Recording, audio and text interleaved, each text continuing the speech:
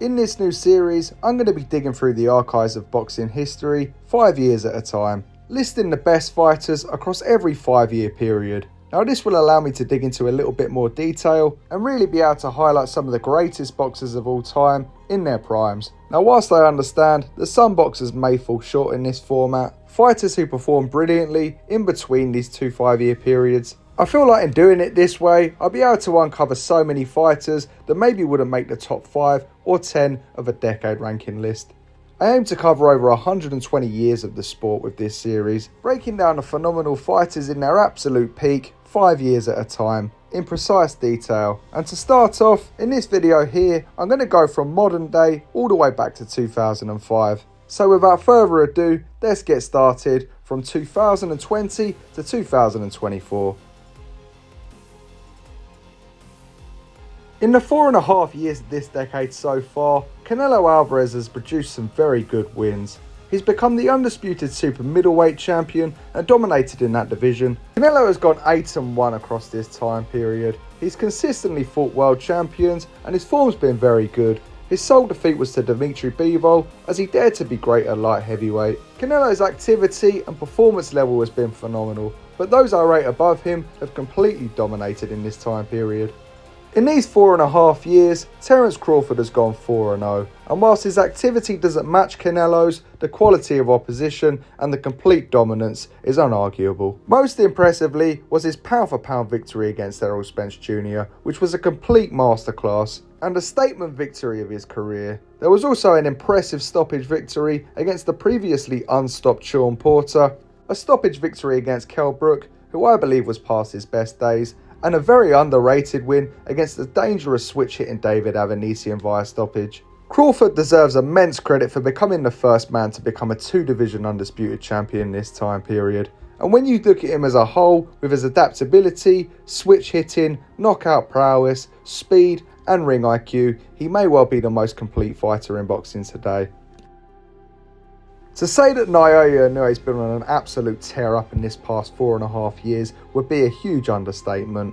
Of all of the top pound for pound fighters I've had in this time, all of which are on this list, Naoya Inoue has been number 1 for the longest period in these years. Naoya Inoue has gone 8-0 in this time period, winning every fight by a knockout, knocking out 6 different world champions in the process. He's consistently moved up in weight, in this time period alone, becoming a 2-division undisputed champion in just over a year. There was his statement second round knockout victory against the Hall of Famer Nonito Donaire, an impressive knockout victory against unstopped world champion Jason Maloney. There are also impressive knockout victories over tough, seasoned and game world champions in Paul Butler, Marlon Tapales and Luis Nery, in which Inoue actually had to climb off the canvas to show his guts. And maybe most impressively, his dominant victory against undefeated world champion Stephen Fulton. He's amongst the busiest of the elite fighters today, consistently fighting and only ever fighting top challengers or other champions. Since fighting Stephen Fulton the same week as Crawford versus Spence, Inoue has already beaten 2 different world champions and has another fight lined up. Alexander Usyk's years in the 2020s have seen him cement himself as an all-time great. After impressively achieving the status of becoming an undisputed cruiserweight champion in the 5 years prior, the 2020s have seen Usyk embark on his heavyweight run. After a tough victory against Derek Chisora in 2020, Usyk went straight in to defeat the much bigger heavyweight champion Anthony Joshua. After comprehensively outboxing Joshua in London, he then further cemented his dominance, handily winning the rematch, overcoming adversity in doing so. After 2 extremely impressive back-to-back victories against AJ, he then went and stopped Daniel Dubois, which is a victory that's benefiting with hindsight, as since Dubois has emerged as a top heavyweight contender, beating some of the best heavyweights in the world. But it was his super fight victory against the giant Tyson Fury in which Usyk would cement himself as number 1 in this slot. In defeating Fury, he would join Inoue and Crawford in becoming the 3rd man to go undisputed across 2 divisions in the 4-belt era. Usyk has the standout victories against top-level opposition and the toughest run of any fighter in this time period in my opinion, especially when you take into account the size disadvantage he's fighting at, and that's why he's number 1 in this slot.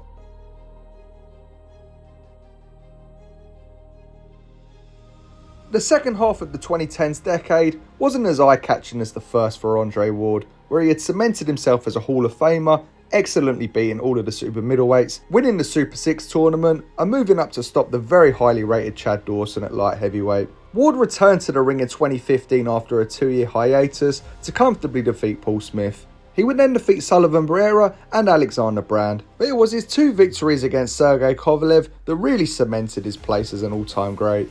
I feel this rivalry was the second biggest of these 5 years, with Kovalev being an extremely dominant light heavyweight champion, one of the hardest punchers in the sport, and an elite level operator. In winning these 2 fights, Ward climbed right up the pound for pound rankings. His spot as 7th might initially seem harsh, but he retired in 2017, whereas all 6 of the other fighters in this list were active at the top level across the whole 5 years. I have no doubts that Ward would have been able to continue at the highest level, but he had already cemented his legacy, was undefeated, dominated 2 divisions, and was able to retire on his own terms with his health intact. It should be no surprise that you see Naoya Inoue on this list too. Throughout these years, he started blasting away the bantamweight division, knocking out an array of top world champions in just the first couple of rounds. Extremely highly rated champions that had never been stopped like Jamie McDonnell and Juan Carlos Payano, as well as undefeated world champions like Emmanuel Rodriguez. When you factor in his 7 successful junior bantamweight title defences in this time, and his extraordinary victory in what might be the best fight of these 5 years against Nonito Donaire, Naoya Inoue was absolutely on fire in this time period. Now, although it's the 2020s that have cemented Alexander Usyk as an all-time great, across the 5 years prior, he went on an extraordinary run which saw him become the undisputed cruiserweight world champion in an extremely stacked cruiserweight division that goes severely under the radar. He completely cleaned out the division to go undisputed, as well as beating all of the top contenders and former champions too. It's a pretty legendary run which sees him tied along with Evander Holyfield as the greatest cruiserweight the sport's ever seen. He went to Poland to defeat the Polish undefeated world champion Krzysztof Glowacki, and then went to Germany to defeat the longest reigning cruiserweight champion in Marco Huck. There was also a win against Michael Hunter, as well as 2 very good wins in a grueling war against Myris Bradis and a masterclass against the most dangerous man in the division in the knockout artist Marat Gassiev. He then defeated the former champion in Tony Bellew just to cement himself as the greatest cruiserweight in the world. His 2019 spell was ended with his heavyweight debut against Chaz Witherspoon. Across these years, he became the undisputed cruiserweight world champion, won the World Boxing Super Series, and amazingly beat every single champion in their own home country. Typically of Canelo, he remained incredibly active during these years, fighting 10 times from 2015 to 2019. He began with an emphatic knockout against James Kirkland before scoring a very important career victory against Miguel Cotto. There were knockouts against Amir Khan, Liam Smith, Rocky Fielding and Sergey Kovalev, where he also won super middleweight and light heavyweight titles during that time. And besides a dominant victory over Julio Cesar Chavez Jr., there are his 2 biggest fights of the time period, and in my opinion, the 2 biggest fights of those 5 years against Gennady Golovkin, where he scored a win and a controversial draw. Canelo was extremely successful in these years, around these fights also pulling off one of his best performances against Danny Jacobs, but I do feel like some of these fights could have happened a bit sooner, and I always feel like Triple G clearly won the first. It was during these 5 years that Roman Gonzalez put the smaller weight divisions on the map. Across 2015 and 2016, Gonzalez was the Ring Magazine's pound for pound #1, which for a flyweight was unheard of. He was consistently having co-main slots on the extremely popular Triple G's cards, whilst amazing fans with his extremely high level and high intensity pressure style. To this day, I've never seen anyone throw at such a high work rate, yet still have all of the subtle and effective defensive techniques to keep him from getting hit clean often. Just watch how he rides shots off his shoulders, slips, bobs and weaves, and still throws shots. Gonzalez was simply phenomenal and had become a 4-division world champion. His performance against Brian Valoria is one of the best I've seen across these years, and for someone so small and technically sound, he was an incredible puncher, having 38 knockouts with a record of 46-0 before he lost. Across this 5-year period, Roman Gonzalez beat 4 different world champions, including the likes of Brian Valoria, Edgar Sosa, Carlos Cuadras and Moises Fuentes. He suffered 2 defeats to the legendary Srisaket Sorong Visai and had already compiled a legendary resume before, defeating many world champions, including the great Juan Francisco Estrada. It was within this 5-year stretch that Triple G finally began getting the big fights he craved. He had already been tearing up the middleweight divisions across 2013 and 2014, and would continue on his 23-fight knockout streak by becoming the only man to stop Martin Murray, who who had only had one defeat prior, a controversial loss to Sergio Martinez. Triple G also stopped Willie Monroe and impressively knocked out the dangerous punching middleweight world champion David Lemieux in that year, which was followed up by knockout wins against Dominic Wade and Kell Brook, as well as a tough decision victory over Daniel Jacobs. But the standouts across this year were his super fights against Canelo, which were the two biggest fights of this time period. I personally always felt these fights should have happened a few years earlier when Golovkin was in his prime. However, Golovkin scored a draw in the first fight, in which I feel he comfortably won. After easily dispatching of Martirosyan, he boxed Canelo in a rematch in an absolute classic that could have gone either way. And this would be finished off with two more victories against Steve Rolls and Sergey Derevianchenko, who's still gone on to give many world champions extremely tough fights. Golovkin was at his absolute peak at the start of this time period, and although he began to slow down through it, I still feel like he done enough to beat everyone he fought. The two fights with Canelo were absolutely huge, and the second was a classic, which either man could have won. Besides these two major super fights, Golovkin was pound for pound number one during this time, and amassed a record of 9 wins with just 1 defeat, 1 draw and 7 knockouts.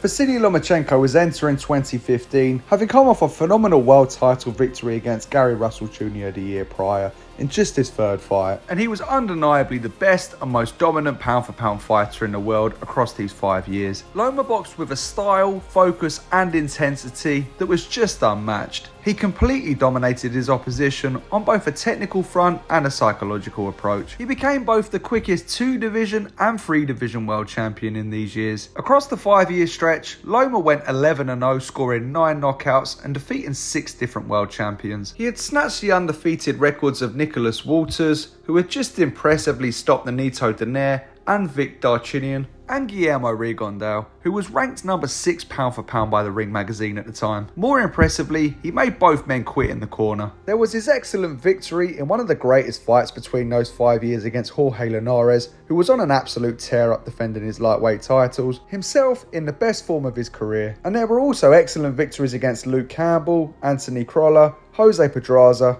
a complete destruction of Rocky Martinez, amongst a string of others. Lomachenko was so impressive within these years, combining both attack and defence with the greatest footwork I've ever seen at an unrivaled intensity as he tore through the 3-weight divisions. In this time he was pound for pound number 1, the fighter of the year in 2017, and the world record breaking fastest 2 and 3 division champion ever.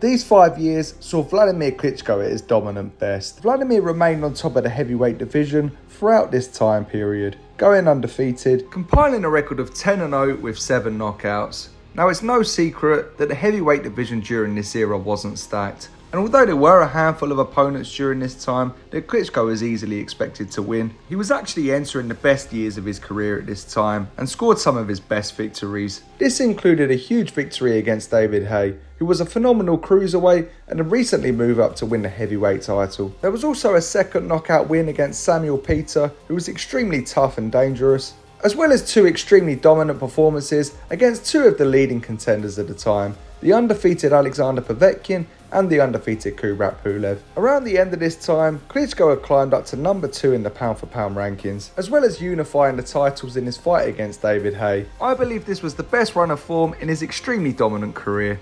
The first few years of this time period saw Donaire at his absolute peak, where he was an extremely dynamic, dangerous punching technician of the highest level. Across the 5-year stretch, Donaire won world titles across 3 different weight divisions, but it was from 2011 and 2012, where he was fighter of the year, that he was just an unbelievable elite level operator. His brutal knockouts of Jorge Arce and Fernando Montiel were amongst the most violent and shocking of the decade. Donaire's footwork, timing, power and counter-punching were as good as I've ever seen in the smaller weight divisions around this time. But this was all abruptly put to a halt when he faced off against Guillermo Rigondeaux, an extremely elite talent that comprehensively beat Donaire in this time. The time period was also finished with a devastating knockout defeat to Nicholas Walters. Donaire had already been a top-level world champion since 2007, where he unexpectedly and amazingly knocked out Vic Darchinyan. He would incredibly win a world title in both the years after and the following decade in the 2020s, giving pound-for-pound superstar Naoya Inoue his toughest fight.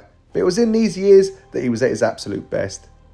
It was throughout these 5 years that Sergio Martinez was at the absolute peak of his powers, and this was punctuated with his first fight across the time period, where he absolutely demolished the extremely highly rated middleweight world champion Kelly Pavlik. But most impressively, in just his very next fight, he scored the most eye-catching knockout of the decade against the insanely talented and tough Paul Williams. These two excellent statement victories cemented Martinez amongst the top 3 pound for pound. And it was followed up by a dominant victory against the highly rated light middleweight champion, 37-0, Sergey Sinziric. Time after time, Martinez was beating the best champions around, and he would start defending his titles against the top challengers, stopping the extremely tough Matthew Macklin and future IBF middleweight champion Darren Barker back-to-back. He would then score his standout victory against the then undefeated world champion Julio Cesar Chavez Jr. in an exciting masterclass. Throughout these 3 years, Martinez's style, speed, agility and knockout power was elite. He would ultimately score a controversial win against Martin Murray before suffering a knockout defeat to Miguel Cotto. But around this time, he was coming up to 40 and had well-documented knee injuries.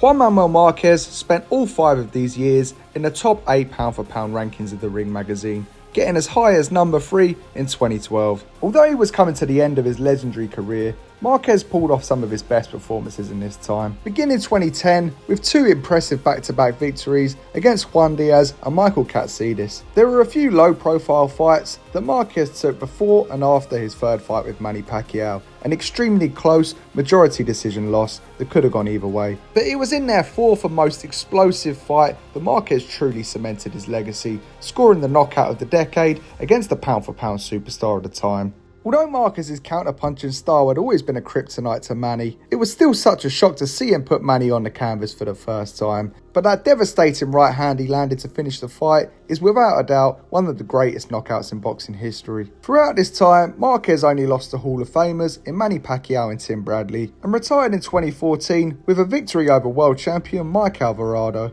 It was in these years that Andre Ward really introduced himself onto the world boxing scene, dominating the Super 6 series after coming in as an underdog. Now, although this time period's only covering 2010 to 2014, I'm going to give Ward the benefit of the doubt and include his victory against Mikkel Kessler, which happened right at the end of 2009.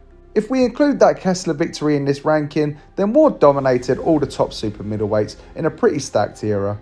He also defeated top fighters in Arthur Abraham and became the only man to outright beat Carl Froch, as well as defeating the tough Sakio Bika, Alan Green, and the very highly rated light heavyweight champion Chad Dawson via knockout.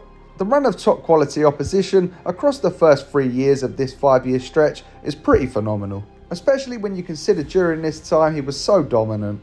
The 2 things that hold Ward back from taking the top 2 spots are the fact that he only boxed once in the last 2 years of this period, and the fact that the 2 people above him are 2 of the greatest fighters of all time. Manny Pacquiao was officially the number 1 pound for pound superstar at the start of this time period. Having just come off an incredible decade where he had won the Fighter of the Decade award, Manny continued his relentless dominance across the start of these 5 years, beginning it by breaking world records that will probably never be equalled. But before we dig into that, I'm going to give Manny the benefit of the doubt, similarly to how I gave Andre Ward the benefit of the doubt. And I'm going to include his sensational knockout victory against Miguel Cotto in this ranking, which happened right at the end of 2009. In knocking out Cotto, Manny had become boxing's only ever 7-weight division champion. And this was followed up with an excellent win against Antonio Margarito to become an 8 division champion. And towards the end of Pacquiao's prime reign of dominance, he also defeated Joshua Clottey, Shane Mosley and Juan Manuel Marquez. His prime years of dominance were eventually ended by Tim Bradley, who was undefeated at the time, in a fight where practically everyone had scored Manny as winning. And in 2012, Marquez finally put an end to both Manny Pacquiao's dominance and their legendary rivalry with a knockout of the decade. He would bounce back in this time frame to beat Tim Bradley, Brandon Rios and Chris Algieri, becoming a welterweight champion again. Amazingly, he continued to beat the top welterweights for the rest of the decade and even into the 2020s. It was throughout these years that Floyd Mayweather established his dominance in the pound-for-pound rankings. Between 2010 to 2014, Mayweather was quite possibly the greatest defensive fighter the sport's ever seen. Having transitioned to Money Mayweather, he had quite literally mastered the art of defensive boxing, becoming so efficient defensively that if he was hit clean, it would be a surprise. Across these years, Mayweather was extremely dominant, absolutely schooling Canelo Alvarez, as well as handily beating Miguel Cotto, overcoming adversity against Shane Mosley and Marcus Maidana, as well as stopping the southpaw Victor Ortiz and absolutely schooling Robert Guerrero. Especially towards the last 3 years of this window, there was no knocking Floyd off his top pound-for-pound spot. He was absolutely untouchable in this time period, and also the biggest commercial star in boxing, breaking all of the pay-per-view records. He would go on to defeat Manny Pacquiao in the biggest fight of the decade in 2015, before defeating his last world champion in Andre Berto later that year. But across these 5 years, Floyd was number one. Israel Vazquez was perhaps the gutsiest warrior across this time period. The Mexican warrior was involved in so many all-time classic wars throughout these 5 years. Vazquez began this time period beating 3 different world champions back-to-back, all via stoppage, in Oscar Larios, Ivan Hernandez and Johnny Gonzalez, who had knocked Vazquez down twice. And whilst he had already been involved in these wars, it was his 4 fights against Rafael Marquez that would be the standout of Vazquez's career. And 3 of those fights took place within these 5 years. In fact, all of the legendary first 3 Marquez-Vazquez fights took place in 2007 and 2008.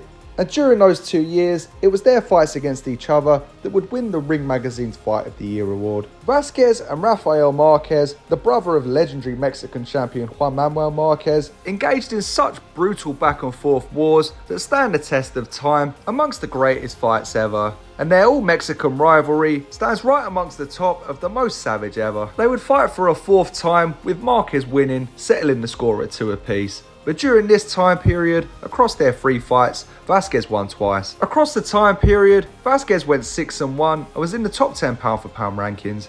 And he had been involved in the Fight of the Year twice within these 5 years.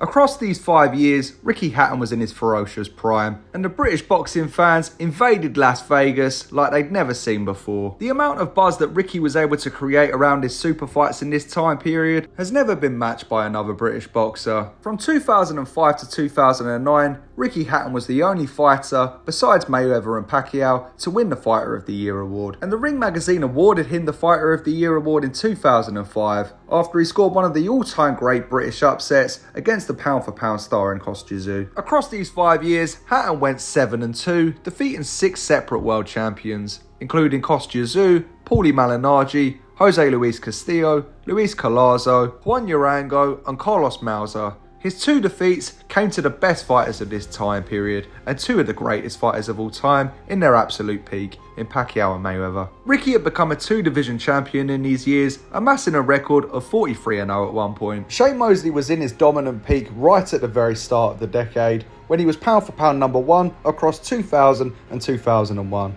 And although in these years he was no longer at his absolute peak, he still compiled an extremely solid resume throughout the 5-year period. Across 2005 to 2009, Mosley compiled a record of 7-1. His sole defeat came against Miguel Cotto in an entertaining fight. Cotto was an undefeated 2-division champion at this time, yet to sustain all of the brutal punishment he took against Antonio Margarito.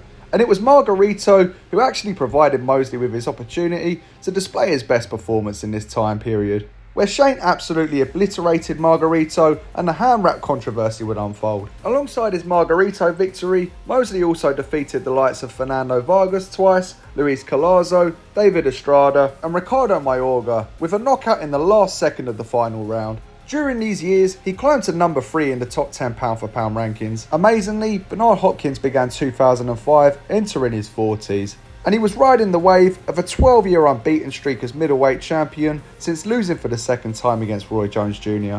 A streak that would continue across the early part of 2005, be cut short with 2 back-to-back losses against Jermaine Taylor. But what Hopkins was able to achieve after the age of 40 alone is better than some Hall of Fame careers. And a handful of those iconic victories took place across this 5-year stretch. There was of course his brilliant performance against the undefeated and highly rated Kelly Pavlik, his victory over the avoided and very underrated Winky Wright, as well as an excellent victory as a 3-1 underdog against Antonio Tarver. If you take into account a close decision loss to the undefeated Joe Calzaghe, who Hopkins dropped in the process, plus a few other notable victories, then all in all, this was a very successful 5-year stretch for Hopkins.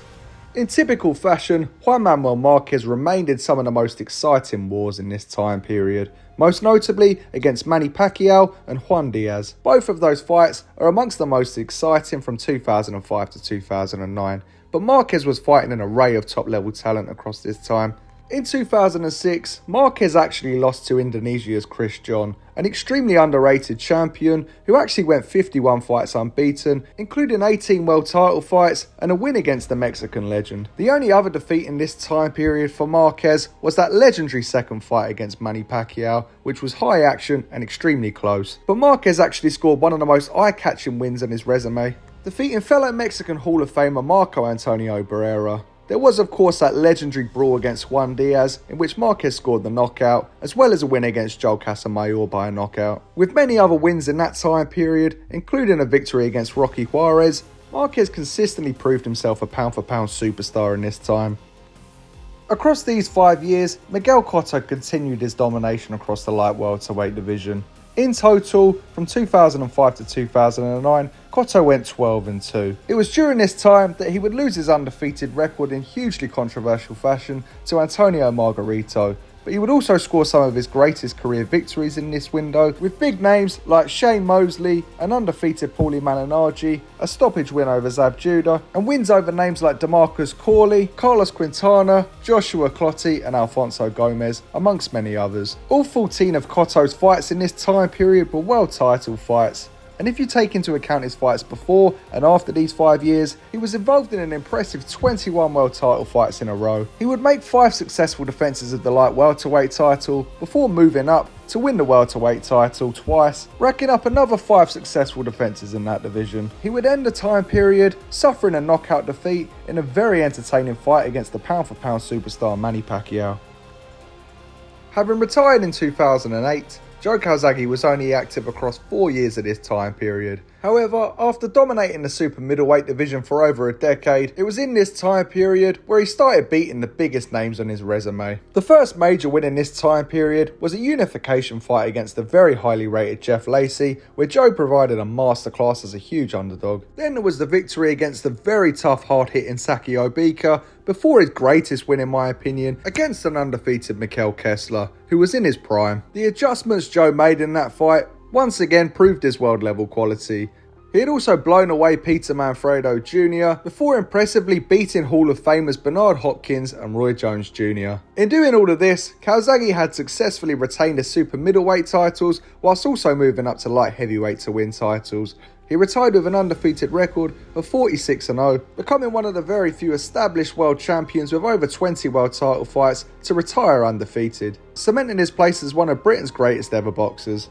It was in this time period that Floyd Mayweather Jr. took over the mantle as the pay-per-view star of boxing. Mayweather was phenomenal in this time period, constantly adjusting to his opposition, proving nearly impossible to hit clean, and possessing lightning-fast hands with unmatched precision. Mayweather was awarded the 2007 Fighter of the Year with his excellent victories against an undefeated Ricky Hatton and Oscar De La Hoya. Mayweather's 8-0 in this time period was extremely impressive. There was, of course, his brutal beatdown against Arturo Gatti in one of his most vicious performances, the performance against Zab Judah in which Floyd showed his excellent skills of adaptability, a masterclass against Mexican Hall of Famer Juan Manuel Marquez, a knockout victory against the undefeated Ricky Hatton, and most notably, the passing of the pay-per-view torch with his decision victory over Oscar De La Hoya. There was, of course, multiple other victories too, most notably against world champions Shambe Mitchell and Carlos Baldemir. Despite being out of the ring for 21 months between 2007 to 2009, Floyd was constantly at the top of the pound-for-pound rankings in this time, where he won titles in 3 weight divisions. Between 2005 to 2009, Manny Pacquiao was in the absolute peak of his phenomenal powers.